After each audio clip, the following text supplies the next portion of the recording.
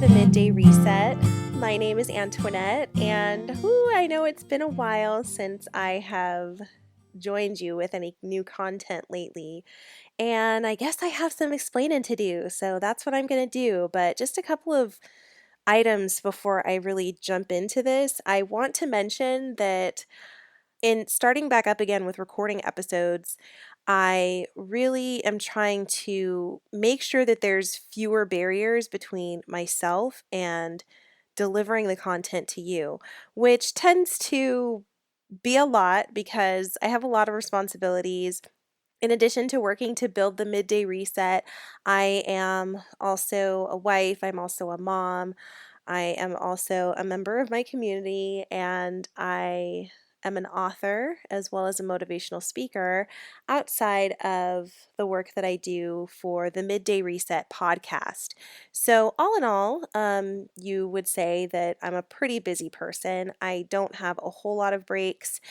And I've actually been having to institute some hard breaks for myself because I've been working really hard and not balancing that enough with the pleasures of life and the happiness and the joy and, all the quality time that you spend with family and friends and things like that. So, um, I'll talk about that a little bit later, but that's something that I have been working to try to get a better hold on.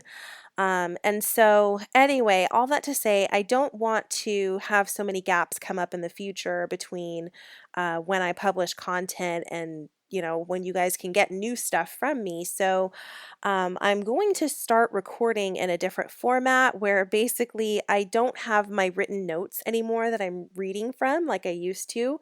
I'm just kind of speaking off the top of my head and I have a few like points written down here as far as what I want to cover, but everything else is just going to kind of get delivered that way. And we'll see how it goes. We'll try this new thing out. So come with me.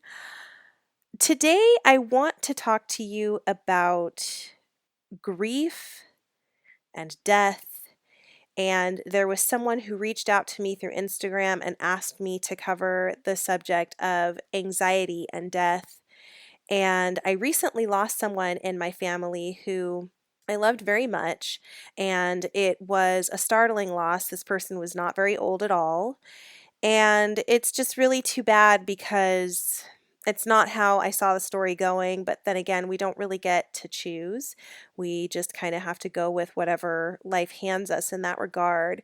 That's the thing about death is that you really cannot it's non-negotiable. It's not something that you can go and, speak to the manager about or anything like that. And so because it's so final, I tell people all the time, like, make sure that the relationships that you do have with the people who are in your circle, because it's impossible to do this with every single person that you know, but the people who are in your circle and that you're close to, make sure that you're checking up on those people, make sure that you're keeping yourself aware of, how they're doing. And if they're having any sorts of problems, look in on them and see if you can help with solving them and if you have resources that would be helpful to them. It doesn't hurt anybody to do those things, and there are so many people out here who need help and are struggling and are facing so much difficulty, but they will never ever speak on it because for some reason, we've got this mentality in our society where if you're having problems, then you have to be ashamed of that. And I will fully admit that I used to subscribe to this until very, very recently. My experiences, as well as just growing up and maturing, has all taught me that, facing difficulties is just part of life. That doesn't mean that you're somehow being sentenced to some crazy fate.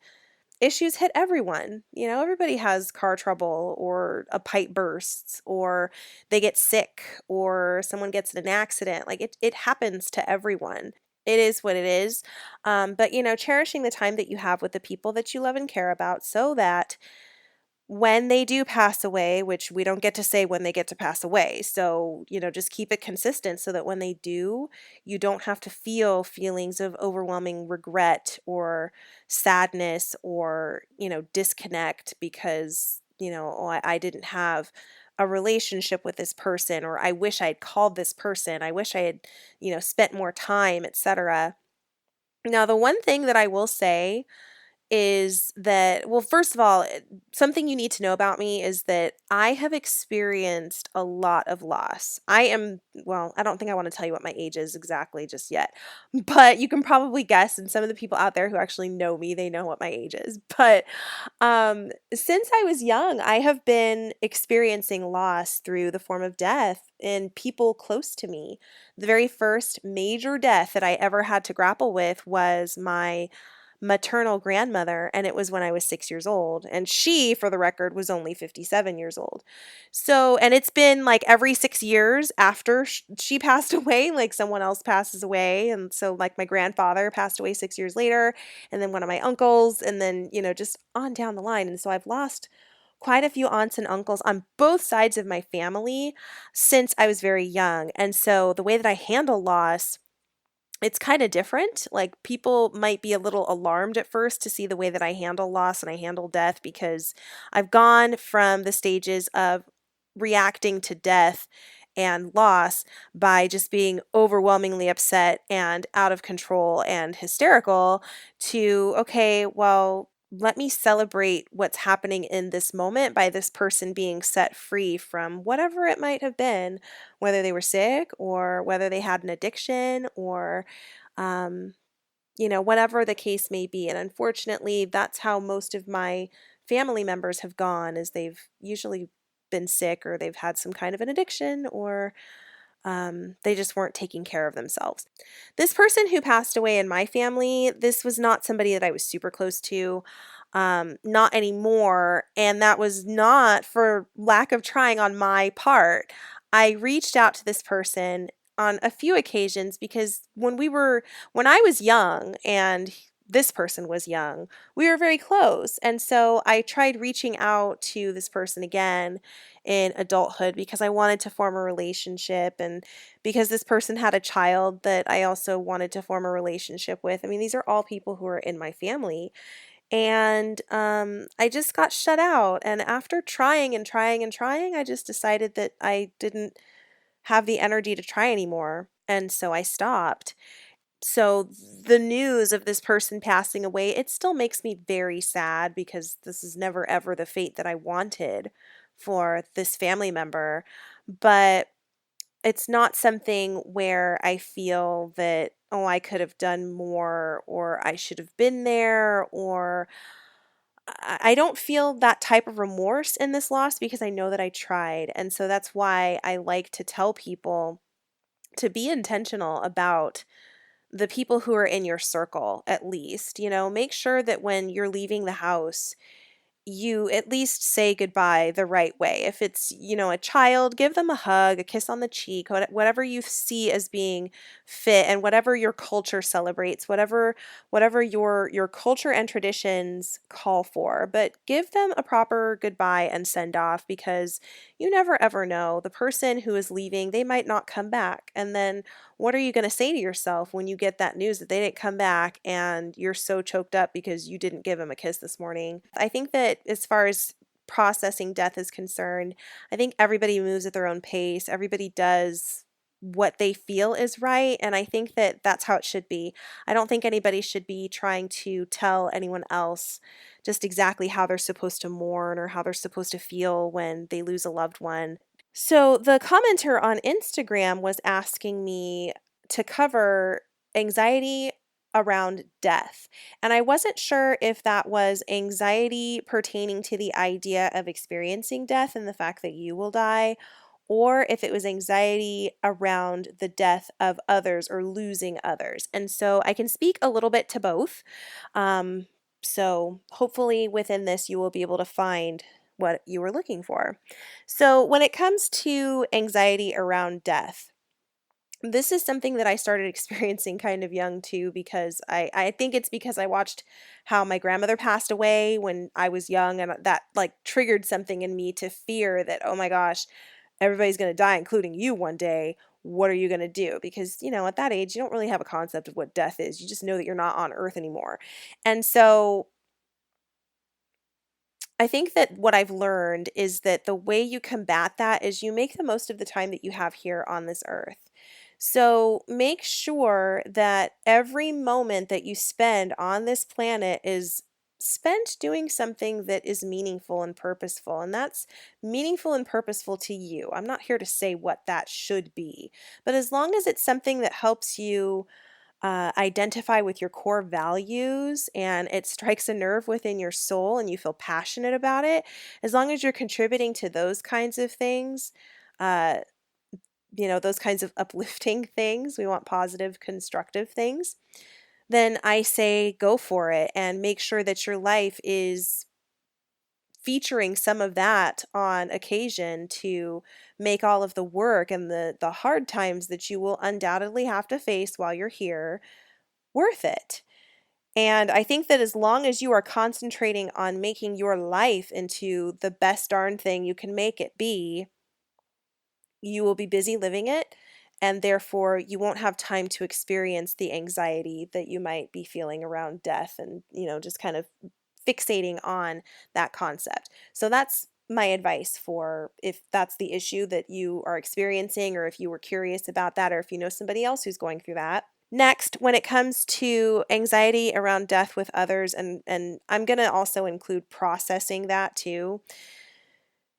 I talked about it already in this episode, but making sure that you are cherishing the time that you have with the people who you are close to and who you love. If there's somebody in your life who you would really miss if they were gone, just tell them. Please tell them. Nobody gets mad when you say that to them, believe it or not. I've said that to so many people, and no one ever was like, oh, shut up. Don't say that. If you really love your best friend and you're appreciative of the way that your best friend always listens to you and makes time for you, even though you guys have grown up and you guys have families now of your own, and they are a parent and you are a parent, but they still make space for you. If you love your best friend, then tell your best friend that you love them. Same thing goes for your family. If you're not telling that to your family, how on earth is your family going to know? And please trust and believe that you want your family members to know that you love them. You don't want to keep that a secret or be bashful about that. You want them to know that you love and care about them. You want the people who are in your circle, which probably includes friends, people who are not necessarily blood relatives of yours, but they're a part of your village. You want them to know that you love them. Everybody wants to be told that they're loved and that they're appreciated. So sharing that with people is definitely nothing to feel ashamed of. Telling people that you love them is something that should not be done sparingly, and it's something that should never ever be kept a secret. And if you have anxiety surrounding the issue of death and loss and saying goodbye to someone you care about, then I say make the most of the time that you have here and make sure that you let them know just how much they mean to you. I don't think they would be upset if you told them how much they mean to you. So, those are just things that I've learned through my experiences with loss.